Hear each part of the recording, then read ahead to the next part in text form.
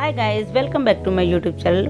Friends, आज मैं आपको मिलाती हूँ आकांक्षा जी से। इनको एंगेजमेंट लुक चाहिए था और जैसा कि हमने इनको रेडी किया है दिन का ओकेज़न देखते हुए, और इस वीडियो में आपको ये पूरा लुक मैं रेडी करके दिखाऊंगी। इनका आई लुक दिखाऊंगी और इसके साथ साथ कुछ ऐसे प्रोडक्ट बताऊंगी जो मार्केट में आ गए हैं और शायद आपको ना पता और वो आपके मेकअप को ईजी कर देंगे। हाय आकांक्षा। हाय। तो आज आपको एंगेजमेंट का लुक कैसा चाहिए? मुझे एकदम डिसेंट लाइट मेकअप चाहिए। मतलब मैं आप अपने हिसाब से कर दो, लेकिन मैं अच्छी लगनी चाहिए हूँ बस। मुझे पता है परी हूँ मैं। परी बनना, परी। बिल्कुल। तो सुनाओ, परी हूँ मैं। परी हूँ मैं। चलो शुरू करते हैं। तो जी, जैसा कि आपने सुन लिया, आकांक्षा जी ने सब कुछ मेरे ऊपर छोड़ दिया कि बस मुझे सुंदर लगना है, आप बस अच्छा सा मेकअप कर दो, मेरा सेटल और सोबर होना चाहिए। तो यहाँ जो मैं ये मॉइस्चराइज़र यूज़ कर रही हूँ ये है फ्लिका की। यही एक मॉइस्चराइज़र है जिनके बारे में आपको बता रहे, जो आपके मेकअप का गेम जो चेंज कर देंगे। और इसके बारे में मैं बहुत ज़्यादा इंस्टा पे क्रिटिसिज्म सुन रही हूँ कि ये ऐसी है, ये वैसी है, ये काम नहीं करती है, वो काम नहीं करती है। उसके जैसे नहीं है। अरे उसके जैसी कौन सी उसके जैसी? अगर वो 2000 की क्रीम है और ये 800 की मिलती है तो देखो फ़र्क तो आएगा ना। क्यों वो 2000 की है, क्यों वो 1000 की है और ये 700 to 800 है, तो फ़र्क आएगा। लेकिन इसका काम बहुत ही अच्छा है। अगर आप इसे यूज़ करेंगे ना तो आपका जो मेकअप है ना वो ग्लोई बनेगा, ग्लासी बनेगा, और जो नो मेकअप लुक चाहिए ना वो इसके बिना अचीव नहीं कर सकते हैं। तो आप इसको बेझिझक लें, यूज़ करें और मुझे कमेंट बॉक्स में ज़रूर बताएं कि आपका कैसा रहा इसके साथ एक्सपीरियंस, क्योंकि मुझे ये बहुत ही ज़्यादा पसंद आई है। इसके बाद मैंने वो क्रीम को अच्छे से इनके फेस पर अप्लाई कर दिया और हेयर स्टाइल मैं पहले कर चुकी हूँ क्योंकि वीडियो बहुत लंबी बन जाती है और ना रील से देखे किसी के अंदर भी इतना पेशेंस नहीं रहा है। आई लुक देख लेते हैं। आई लुक मैंने बहुत सेटल सा रखा है, लेकिन उसके साथ साथ मैंने ऐसा रखा है कि भाई थोड़ा सा पार्टी जैसा लगे, एकदम मैट लुक नहीं रखा। तो उसके लिए मैंने यूज़ किया ट्रांजिशन शेड अपना, पहले ब्राउन कलर का। ब्राउन कलर करने के बाद मैंने उसके अंदर लगाया है जो हमारा आउटर कॉर्नर था उस पर डार्क ब्राउन। पहले मैंने लाइट ब्राउन से पूरी आइज पर ट्रांजिशन शेड कर दिया और फिर आउटर कॉर्नर पर डार्क ब्राउन कलर लगाया 4F52 की पैलेट से और उसको पूरी आइज़ में अच्छे से ब्लेंड कर दिया। इसके बाद हमने प्लान किया कि थोड़ा सा आइज़ को प्रोमिनेंट बनाएंगे। आइज़ को मैं इनकी बड़ी दिखाऊंगी।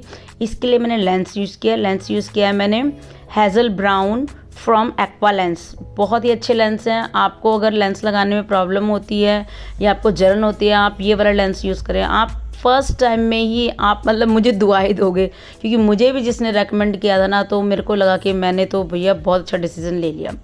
तो यहाँ पर आइज़ में इनको ट्रांजिशन शेड देने के बाद मैंने ब्राउन शेड भी दे चुकी हूँ और अब मैंने इनके लिए चूज़ किया होलो आई मेकअप। होलो आई मेकअप का जो फंडा है ना वो बिल्कुल डिफरेंट है, अपोजिट है। क्योंकि यूजुअली आइज़ में हम क्या लगाते हैं, इनर कॉर्नर में लाइट और आउटर कॉर्नर पर डार्क, लेकिन इसमें इनर और आउटर दोनों ही डार्क कलर से होते हैं और यूजुअली ब्लैक कलर यूज़ करते हैं। यहाँ पर मैंने ब्लैक कलर डिपॉजिट कर दिया है आउटर और इनर कॉर्नर पर, और जो मिड का जो हमारा स्पेस है उसमें राउंड शेप दूंगी अपने फ्लफ़ी ब्रश से, सिर्फ ब्लेंडिंग करते हुए। कोई शेड नहीं आएगा वहाँ पर, सिर्फ ब्लेंडिंग होगी जिससे हमारी आइज़ को एक शेप मिल जाएगी और आइज़ थोड़ी बड़ी लगेगी। हर एक आइज़ का ना एक अलग फंडा होता है कि उसमें कौन सा आई लुक करना है। इनकी जो आईलिड छोटी थी ना तो होलो आई से क्या होगा, जब मैं मेटालिक शेड दूंगी ना उसका भी एक स्टाइल होता है जिससे इनकी आइज़ की जो आईलिड है ना काफ़ी बड़ी लगेगी। यहाँ पर मैंने इनको दिया है, इनका पाउडर ब्लू कलर का इनका गाउन था, तो मैंने मेटालिक पीच शेड लिया है अपनी 4F52 की पैलेट से। वो मेटालिक शेड की पैलेट है और बहुत ही अच्छी पैलेट है, और इसको मैंने इनकी आइज़ के सेंटर पार्ट में डिपॉजिट कर दिया। आप देख रहे होंगे आईलिड कितनी बड़ी दिख रही है आपको, वो रीज़न यही है। होलो आई से मैंने ऊपर एक्स्ट्रा थोड़ा सा इसका प्लेस रखा और जब मैंने उसमें मिड में अपना जो मेटालिक शेड लगा दिया। मेटालिक शेड का एक ये भी है कि जैसे ग्लिटर इनको नहीं चाहिए, तो मेटालिक शेड क्या करेगा, ना तो मैट लुक रहने देगा और ना ग्लिटरी, लेकिन एक शाइनी लुक देगा जो कि पार्टी टाइम में बहुत ही खूबसूरत लगता है, स्पेशली डे टाइम में। फिर आजकल मैं विंग लाइनर बहुत कम यूज़ कर रही हूँ, पर जब अंगेज आप दिखाना होता है या थोड़ा एक्स्ट्रा हमें एफर्ट डालना होता है ना, तो उसमें बहुत ही शार्प, मगर ये जो लाइनर होगा ना, ये मोटा नहीं होगा, ये शार्प होगा। और शार्प करने के लिए आपको सबसे आसान तरीका बताती हूँ। पहले आप अपनी आईलिड पर लगा लें। आईलिड पर विंग अभी ना बनाए, विंग की एक पतली सी लाइन लेकर कर दे, अभी वो 1 सेकंड के लिए ड्राई होने दे। यस। और फिर उसके बाद जो आपका ब्रश है, जो आपका क्लीन ब्रश है, उससे ऊपर की तरफ जैसे स्ट्रेच करोगे ना आप, ड्राई होने के बाद सूखे ब्रश से, मतलब दूसरे ब्रश से जिसमें कोई कलर नहीं है, उससे मैं ऊपर की तरफ इसको मतलब ऊपर की तरफ स्प्रेड करो, जिससे कि बहुत सुंदर और एक्स्ट्रा जो दिखते हैं ना किनारों वाला, ऐसा नहीं, एकदम ब्लेंड होता हुआ, मर्ज होता हुआ इनका विंग लाइनर लग जाएगा। क्योंकि इनकी आइज़ ना बहुत ही ज़्यादा वाटरी है। अगर आपकी आइज़ भी बहुत ज़्यादा वाटरी है तो आपको ये टिप्स फॉलो करने चाहिए। सबसे पहले आइज़ का पूरा मेकअप कर लेना चाहिए, पूरा। बेशक दोबारा हम काजल एप्लीकेशन कर लेंगे अगर ज़रूरत पड़ी तो, लेकिन पहले हम ये क्या कहते हैं, मस्कारा हुआ हमारा, और जो ये लैशेज़ हुए, और जो अंडर आई मेकअप हुआ, और आपका काजल हुआ, ये सब एप्लीकेशन मैं बेस से पहले कर लूँगी। फिर दोबारा एक टच दे सकती हूँ, लेकिन मैं ये पहले करूँ क्योंकि इनकी आइज़ इतनी वाटरी है ना कि अगर ज़रा सा भी इनको ऊपर देखने को उनकी आंखों में से पानी आना स्टार्ट हो जाता है। लेकिन मेरे सारे क्लाइंट्स को, इवन मेरे जो व्यूअर्स हैं उनको भी पता है मेरे पास इनका एक इलाज है कि मैं इनके हाथ में ऑलरेडी ही क्यू-टिप देती हूँ, और हर एक क्लाइंट को समझ में आता है। मतलब यूजुअली मेरे पास वीडियोस देखकर आते हैं, कुछ एक दूसरे के रेफरेंस से आते हैं, तो रेफरेंस देने के बाद भी वीडियोस तो हर कोई देखता ही है। तो वो क्यू-टिप को आई कॉर्नर पे रख दें, आपकी आइज़ का एक भी ड्रॉप नीचे नहीं आएगा, आपका मेकअप स्पॉइल नहीं होगा। देखो इनकी आइज़ कितनी प्यारी लग रही है। आप अगर प्रीवियस फ़ोटो से, प्रीवियस वीडियो पिक से आप अगर इसको वो करोगे ना, तो इनकी आइज़ में बहुत सारा बड़ा डिफरेंस देखेंगे। अब मेरे को क्योंकि ग्लोजी मेकअप चाहिए था, तो मैंने गोल्डन कलर का ल्यूमिनेटर लिया है और इनके टी जोन पॉइंट पर मैंने लगा दिया अच्छे से। एक्चुअल में तो यही सब लगा के ना ये बहुत ही अच्छी इनकी स्किन लग रही थी, बहुत ही ग्लो कर ली थी। लेकिन बेस तो लगेगा ही ना, लेकिन मैं बहुत ही कम बेस लगाने का इनके ऊपर कोशिश करूँगी क्योंकि स्किन बहुत अच्छी है और इनको मेकअप भी चाहिए न्यूड, और उसके साथ साथ glassy no makeup look type इनको चाहिए था। तो यहाँ पर मैंने ब्रो क्रिएट कर दी है। अभी पहले मैं इसी से ही कर रही हूँ, ब्रो पेंसिल से ही। अगर मुझे नीड लगेगी बाद में तब मैं अपना जेल वाला यूज़ करूँगी, क्योंकि इनकी जो ये आईब्रो की जो हेयर ग्रोथ है ना वो बहुत ज़्यादा लाइट थी। तो पहले मैंने इनको आई पेंसिल इसे ब्रो पेंसिल से ही मैंने एप्लीकेशन दिया है। यहाँ पर मैं ऑरेंज करेक्टर यूज़ नहीं करी क्योंकि इनको बहुत ज़्यादा सर्कल नहीं थे, डार्क सर्कल नहीं थे, और हमें न्यूड मेकअप भी चाहिए था, तो इसमें लेयर पे लेयर मुझे नहीं लगाना बिल्कुल भी। तो यहाँ पर मैं सीधा डार्क शेड वाला अपना कंसीलर यूज़ कर रही हूँ। ये 452 की स्टिक है और बहुत ही लाजवाब स्टिक है। तो इस स्टिक को मैं पूरे इनके जहाँ जहाँ इनको हल्का हल्का प्रॉब्लम है वहाँ मैं इनको लगा दूँगी। इसको लगाने के बाद मैं अपने ब्यूटी ब्लेंडर से इसको मर्ज कर दूँगी। ब्यूटी ब्लेंडर मैं यूज़ कर रही हूँ रिकॉर्ड का, और आप भी ले सकते हैं, अफोर्डेबल है, और उसके साथ साथ ना बहुत ही मस्त काम इसका निकलता है। मतलब PAC का और रिकॉर्ड का मुझे ब्यूटी ब्लेंडर बहुत ज़्यादा पसंद है। तो यहाँ मैंने पूरा ब्लेंड कर दिया। इसके बाद देखो मैं कंसीलर कब लगाती हूँ, लाइट शेड वाले लास्ट में लगाती हूँ, पर यहाँ पर मैंने क्या किया, पहले ही लगा दिया। यहाँ पर लॉरियल का मैं कंसीलर यूज़ कर रही हूँ। लॉरियल का कंसीलर की जो कंसिस्टेंसी है ना वो बहुत ही अच्छी है, मतलब हुडा के बराबर वो काम करती है। तो मैंने जहाँ जहाँ इनको डार्क मैंने अपना ये लगाया था, करेक्टर कंसीलर लगाया था, वहाँ मैं इनको लाइट वाला कंसीलर लगा दूँगी और वो उसको हाइड कर दूँगी। अब पूरा फेस मेरा इवन हो गया है। तो दोस्तों अब करेंगे फाउंडेशन एप्लीकेशन, और फाउंडेशन एप्लीकेशन के लिए यहाँ पर मैं यूज़ कर रही हूँ नास का फाउंडेशन। नास के फाउंडेशन की क्वालिटी ये है कि ये आपको कवरेज पूरी देता है, पूरी देने के साथ साथ ना इसका जो शाइन रहता है ना वो ग्लोजी रहता है, और लेयर नहीं बनाएगा, और उसके साथ साथ कवरेज भी देगा अच्छी खासी। तो ये पहले मैं पूरी पैलेट पे स्प्रेड करती हूँ, ये मेरी आदत है। मुझे मतलब ये एक ऐसा मंत्र मेरे हाथ में है जिसकी वजह से बहुत ज़्यादा ओवर बेस नहीं लगता है, जो कि क्लाइंट को मेरी सबसे अच्छी बात मेरा बेस ही लगता है कि हमें ऐसे वाला बेस ही चाहिए। तो इससे ओवर बेस नहीं लगता है। इसको पहले अच्छे स्प्रेड कर ले, फिर पतली पतली लेयर, पहले कम से कम प्रोडक्ट लगाएं, ज़रूरत है तो ज़्यादा लगाएं, नहीं तो पोतने की ज़रूरत ही नहीं है ना। हल्का हल्का सा मैंने फेस पे लगा दिया है अपने फाउंडेशन ब्रश से, और इसके बाद मैं इसको पूरे फेस पे स्प्रेड कर दूंगी अपने इस ब्लेंडिंग ब्रश से। स्प्रेड करने के बाद मैं फिर से ब्यूटी ब्लेंडर से इसको स्पंज करूंगी, ताकि जो ओवर होगा ना, जो थोड़ा बहुत, अब ये ब्लेंडिंग ब्रश से तो पूरा मेरा ब्लेंड हो जाएगा फेस के अंदर और एकदम फाइन सी कवरेज मिल जाएगी। लेकिन इसके बाद मैं यहाँ पर ब्यूटी ब्लेंडर से इसलिए करूँगी ताकि ज़रा सा भी कोई ऊपर होगा ना तो वो उसे भी ब्लेंड कर देगा।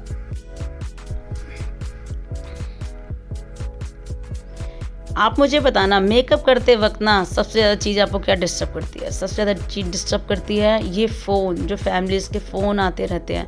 पहले तो 1.5 या 2 घंटे का टाइम लिमिट देते हैं, फिर उसके बाद 1.5 या 2 घंटे में से आने के बाद हमारे 10-15 मिनट तो उसी चीज़ में चले जाते हैं, थोड़ा क्या सामान है क्या नहीं है शुरुआत करने में, और उनके 15-20 मिनट मतलब 2 घंटे का टाइम होता है, लेकिन 1 घंटे बाद ही यहाँ पर फ़ोन आने स्टार्ट, क्या चल रहा है, कितनी देर में आए, हम कहाँ, ये वो फलां दिखा रहा।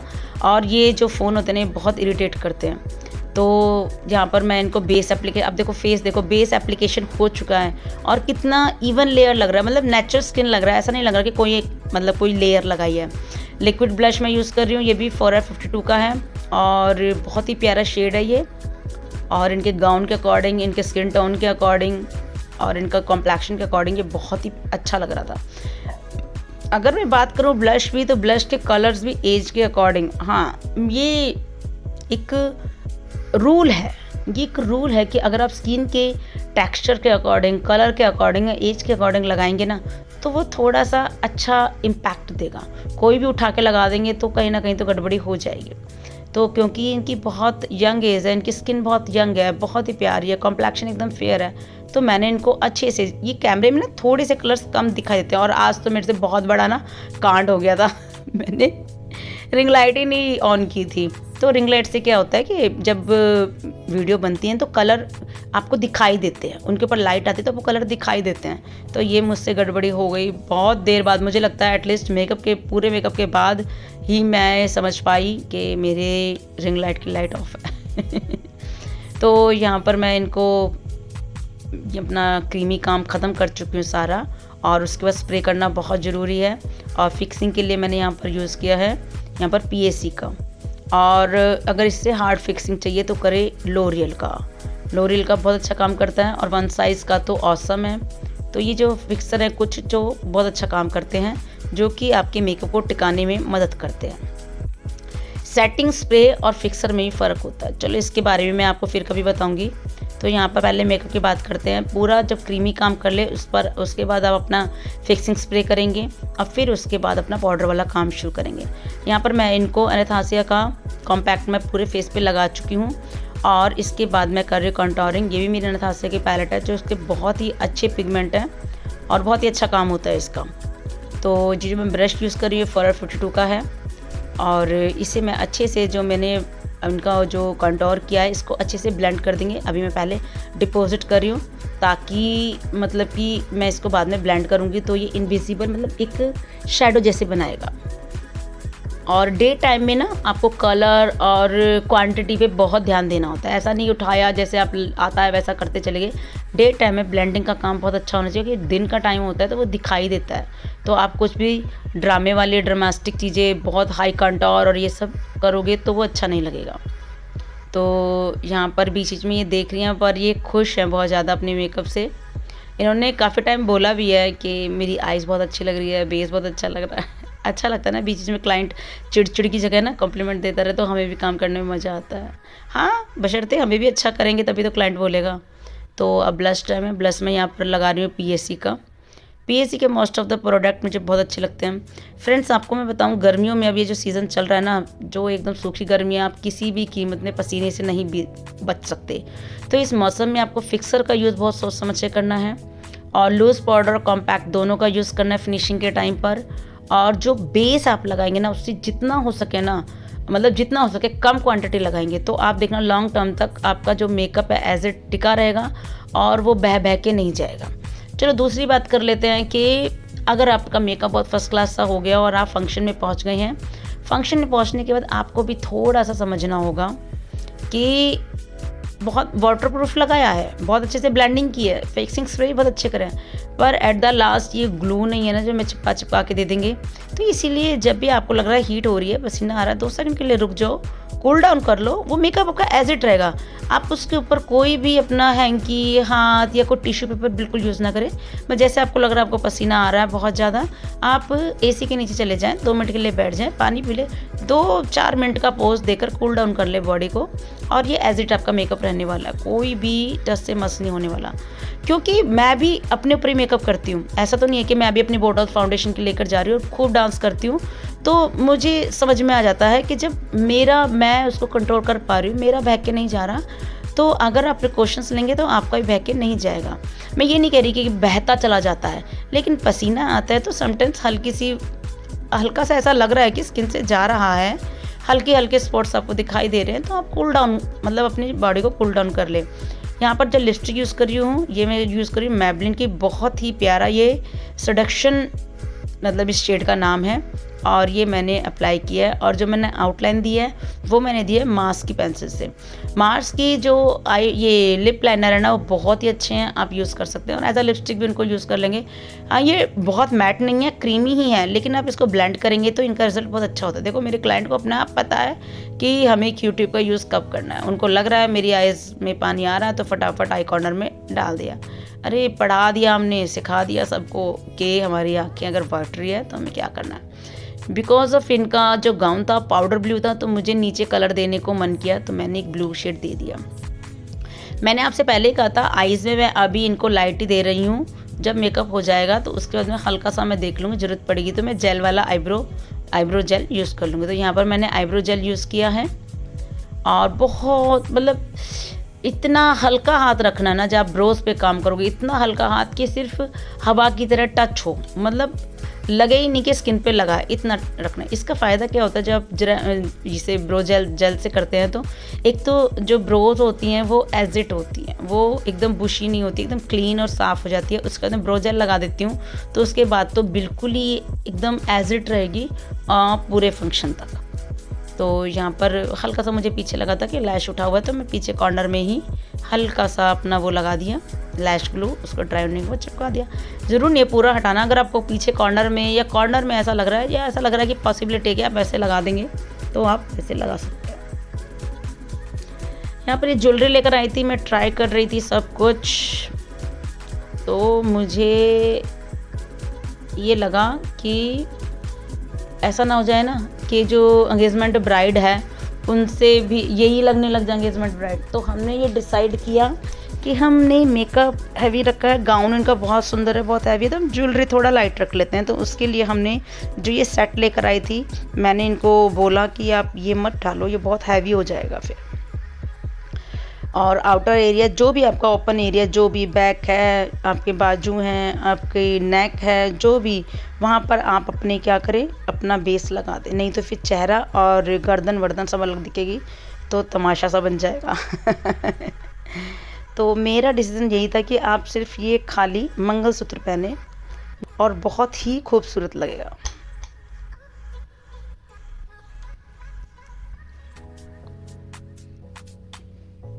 एक दो एक्सपेरिमेंट करके देखती हूँ मैं, जैसे मैंने ये बीड्स लगाए, लेकिन मुझे बाद में लगा ये बहुत हैवी हो रहा है, तो मैंने इनको हटा दिया। ऐसा ज़रूर नहीं होता कि जो भी है वो लगा दो, सुंदर चीज़ें 1000 रखे तो 1000 की 1000 सुंदर चीज़ लगा दो, नहीं, लिमिट से लगाओ। जो आपने किया है वो भी दिखाई देना चाहिए, जो आपने हेयर स्टाइल बनाया है उनको इतनी एक्सेसरीज लगा दो कि वो दिखाई ना दे, तो मज़ा नहीं आएगा। यहाँ पर मैंने इनको ए शेप की पार्टिंग करके हल्का सा पफ दिया है, और साइड में अपने बालों को मैंने रखा है, साइड से बालों को, ताकि इनके फेस को कंटोर कर सके और इनका फेस स्लिम कर सके। अच्छा, मैं आपको एक बात बताती हूँ, अगर आप राउंड और हैवी फेस पर पफ बनाएंगे तो क्या होगा, एक ओवल शेप क्रिएट होगा, फेस लंबा दिखाई देगा, और लंबा दिखाई देगा तो फिर पतला भी दिखाई देगा। समझ में आ रहा लॉजिक? अक्सर लोग कहते हैं मेरा गोल चेहरा है, आप पफ मत बनाओ, पफ को गोल मत बनाओ, पफ को थोड़ा ऊंचे की तरफ बनाओ, उससे क्या होगा, फेस की लंबाई बढ़ जाएगी और फेस जो है ओवल शेप में दिखाई देगा, तो वो इतना हैवी नहीं दिखाई देगा।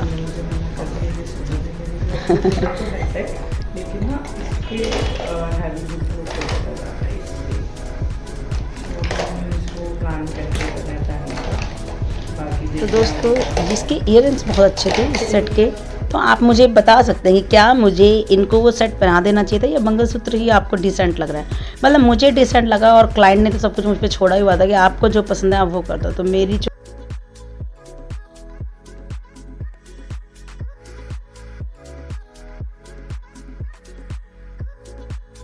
चलो कांक्षा, बताओ आपको फाइनली लुक कैसा लग रहा है? बहुत ही प्यारा लग रहा है मुझे मेरा makeup. Thank you so much. मतलब मैंने एक्सपेक्ट नहीं किया था कि मेरा मेकअप ऐसा हो जाएगा। बहुत ही अलग लुक देते हो, मतलब एकदम चेंज हो जाता है मेरा, मुझे मतलब जैसा मैं सोचती हूँ वैसा हो जाता है एकदम से। Thank you, thank you so much. Love you.